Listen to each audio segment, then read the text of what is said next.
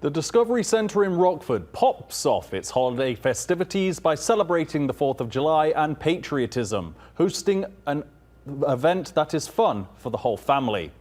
Kaboom had visitors watch scientists set off various small fireworks or chemical reactions like liquid nitrogen. Visitors also got to make straw rockets and created light and sound creations. Visitors also learned about the science of fireworks on what gives it their color. Discovery Centre officials say these events help children understand science.